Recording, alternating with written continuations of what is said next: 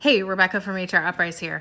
So there are a lot of stories in the news right now about confidentiality agreements and non-disclosure agreements. And I thought it might be helpful to pop in and talk just a little bit about how they work. And there are a few things that I want you to keep in mind if you ever find yourself in a position of considering a settlement from the company that you work for. Now, keep in mind, I'm not an attorney, but I am a former HR professional, and I sat across the table, and there are a few things that I want you to know based on my experience. Now, let's first talk about how they work. And what I'm about to describe actually will apply regardless of the reason. So you may be in this position because your job has been eliminated and you're considering severance. You may be in this position because you made some allegations of harassment within the workplace, and this is the outcome of the investigation. For the purpose of the conversation, I'll focus on the latter, but keep in mind most of what we're going to talk about actually applies across the board.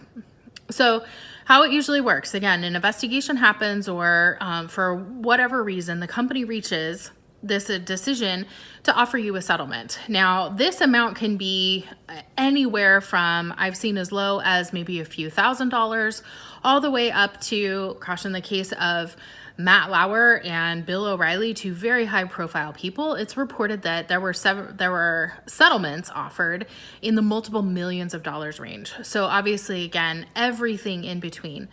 But the company will typically offer an amount of money to be paid.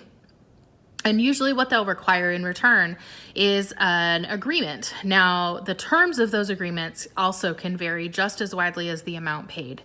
So there are a few things I want you to keep in mind. There are a few things that are pretty common that you will see. And the first is the confidentiality agreement, meaning you would not be able to disclose the details. You would not be typically able to disclose the details of what happened, but also the details of the agreement itself.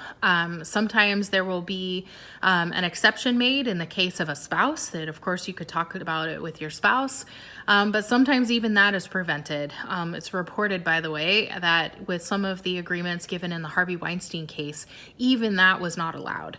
So read very, very, very carefully the terms of the agreement. So let's then go back to what's typically included. It's also very common to see a requirement that you would not be able to come back to work for that company either now or in the future.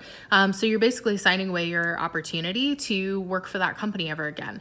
It's also really common to see that you sign away your ability to pursue any kind of legal action in a private sense, so that you would come back and sue for wrongful termination, for example, or something along those lines. Now, keep in mind, companies are not allowed to prevent you from filing with government agencies like the EEOC. So again, my first word of advice, if you ever find yourself in this position, is to consult with an attorney.